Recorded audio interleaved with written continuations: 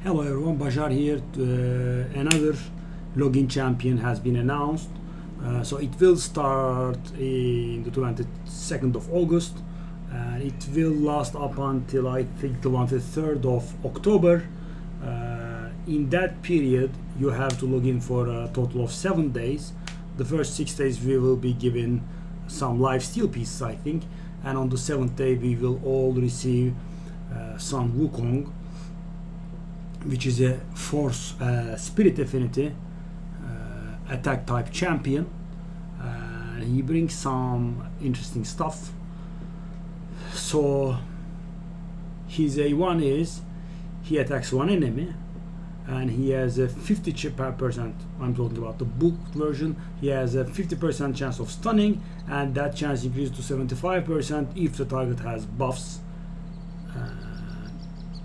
So this is a mainly PvP oriented champion, so this is rather serious, 75% stun on the A1 is rather good. The second ability attacks a single enemy, will ignore 50% of its defense, and if it kills it, right, the surplus damage will be dealt to all targets, to all other targets, and that damage will also ignore 50% of their defense, but it cannot crit as it happens normally with surplus damage in games, so the damage doesn't go extreme, right? Because imagine you are hitting a very low HP champion, the damage could go insane, so crit is forbidden there.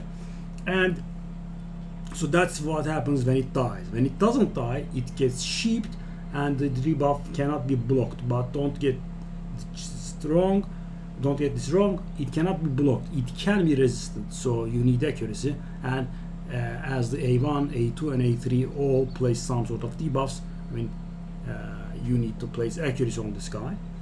But for example, if Duchess has block debuffs up, this guy doesn't care, he still turns them to sheep, and when they get sheep they lose turn meter, they lose all buffs.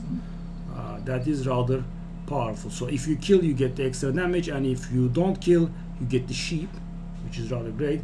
So higher accuracy should be preferred by this guy, right? 400s should be nice, I think.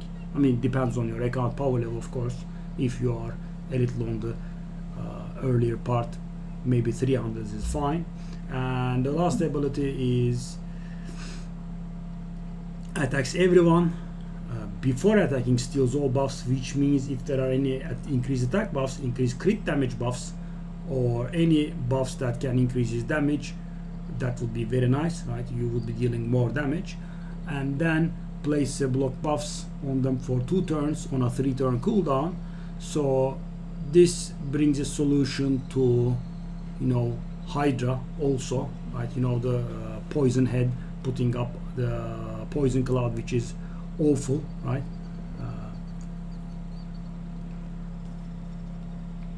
You can use some Wukong for this, right? Because there are not too many champions in the game. There are, I think, 2 epics that do this, right? AoE block buffs. There is Umbrella Enchantress and there's the very famous Ugo, right? And there are some legendaries, of course, which are much harder to obtain. And 3-turn cooldown, 2-turn duration is nice, guys. You can get the 30% increased debuff duration mastery, and also even if you are somewhat faster, you will be able to keep this up. So nice abilities. And he has an interesting passive that revives him with 100% HP and 100% turn meter, which is a rather serious passive, 3 turns after they were killed. So the way this works is, guys, and it is rather strong. So what I've seen is this guy dies, 3 guys play and he gets revived. So it counts enemy and friendly turns as far as I've seen. Maybe I got it wrong. It sounds a little too powerful to me, right? You have to keep him down all the time. And the passive does not have a cooldown, so imagine you kill him, he gets revived, you kill him, then the 3-turn counter starts again, right? They have to kill you, whoever remains on your team in 3 turns. And he also supports, brings a very nice speed aura, guys. I think that is the 3rd best in game for PvP, right? I mean, there is the Lord Shazar, that's 32%. There is the Arbiter Kaimar, that's 30%, if I recall. And there is Astrate, I think, on this level, 28%. Yeah. So quality-wise, 3rd best PvP aura. So that's, of course, pretty nice, right? I mean, 28% speed aura is not bad at all.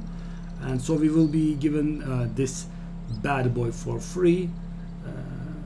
Well, all in all, I quite like him, right? I mean, 75% stun in PvP, that will work most of the time. 75% stun A1, AoE def ignore, sorry, single target def ignore ability. If it kills, you do AoE damage. If it doesn't kill, you sheep them, which is also rather powerful. So you can just go for a champion that you will not be able to kill, but at least still sheep them. So I'm not very sure how this works on Stone Skin, right? So I think Stone Skin blocks the debuffs you throw at them. So there is, I think this might work on Stone Skin. So if it does, it's rather powerful, right? I mean, imagine slapping the enemy's UDK and boom, right? Sheeping them. But as I said, you still need the accuracy to apply it, but at least block debuffs and similar effects that block that sort of thing will not work on it. And finally, we have, as I said, the AoE block buffs, which means if you are lacking in that aspect, you can use it in Hydra, because I have seen people, you know, no Ugo, no Umbral, and you know, the poison head is making them suffer. So this guy also will solve that, but of course it will be different gearing and different masteries for PvP and PvE. But still, I mean, if you don't have any block buffs champions and you use this guy for PvP, he still will be able to work in Hydra. All you will need to adjust will be not going for pure damage capacity, but also a little bit of survivability, right? So he doesn't die when they, you know, touch him, right? Has to survive a little bit. And the passive is also nice in Hydra, right? It's not the end of the world if he dies. He can just revive. So as I said, this starts on the 22nd, right? Tomorrow, and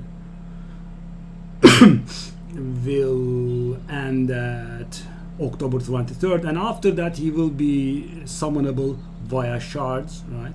Like UDK,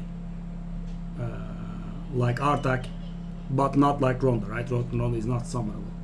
So let's have fun with some Wukong, and I will see you on stream. Bye bye, guys.